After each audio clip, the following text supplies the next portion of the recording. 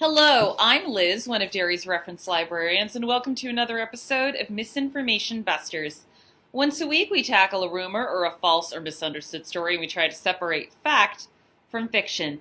This week, we're talking about another childhood favorite, Mr. Potato Head. So, what's the story? In February of 2021, news broke that the iconic Mr. Potato Head was getting a rebrand to just Potato Head. Hasbro linked to an article from Fast Company in their Twitter page, and then the narrative of Mr. Potato Head is now gender neutral was born and began to spread.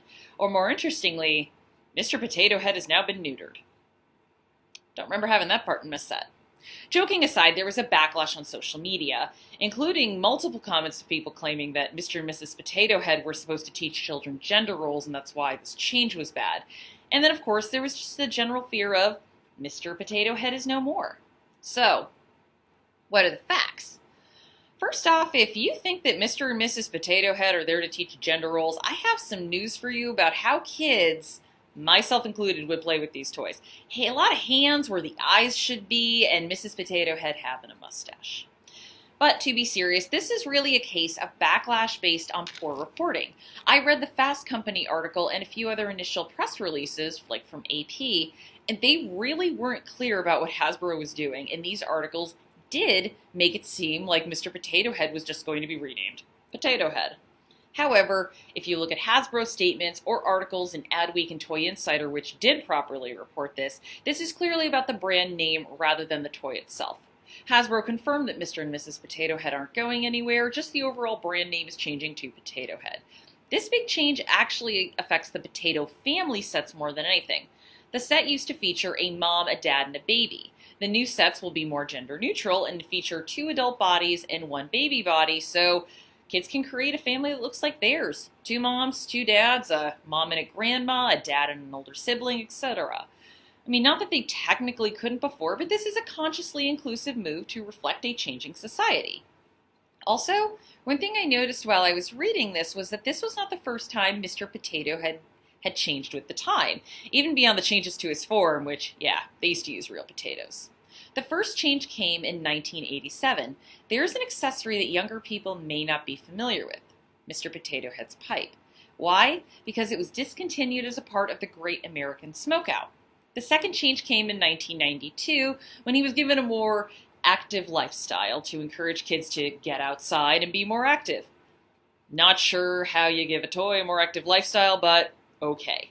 Granted, both of these changes aren't the same as changing the brand name, but the point remains, the toy evolves.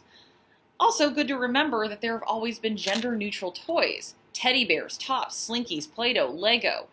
In fact, Elizabeth Sweet has been researching this, and she notes that the 70s was the heyday of gender-neutral marketing, mainly brought upon by women entering the workforce. But, overall, modern marketing of toys has always been pretty gendered, to the point where G.I. Joe was initially seen as risky. A doll for boys? We all know G.I. Joe now. So it's good to keep in mind that while something might seem radical now, it might just be commonplace later. Toys evolve with the times. And it's also good to remember what motivates these companies. Some of the rhetoric I see on social media is casting this as a sinister decision to destroy families when it's about money. Mattel making gender-fluid dolls and dolls that have realistic bodies, that's because for years they've been critiqued by parents for Barbie having an unrealistic body. Mattel wants parents to spend money. Hasbro is updating the Monopoly community chess cards to reflect today's society. That's because they want younger people to buy the board game. American families are changing, and just a reminder, nuclear family, relatively new invention, and Hasbro just wants to maximize their reach and their profit. Good example of this is Logan Everett. Who's he? He's American Girl's first boy doll who was published in 2018. He was part of the Contemporary Characters line, and it seemed odd as American Girl is aimed at girls. In fact, one North Carolina minister called this a trick to emasculate little boys and, quote, killing the mind of male babies. Sure, it's a toy. But, according to Stephanie Spanos, an American Girl spokesperson, a boy doll had been one of the top requests for years. So it seemed like a risky move was actually responding to demand.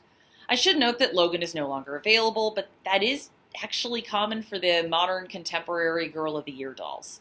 And regardless of whether or not Logan sold well, His initial coming into being was a company responding to consumer requests and trying to make money. By the way, as an American Girl fan from way back, I had all the OG dolls. I think Girl of the Year is kind of a scam, and I really wish they would go back to focusing on the historical characters.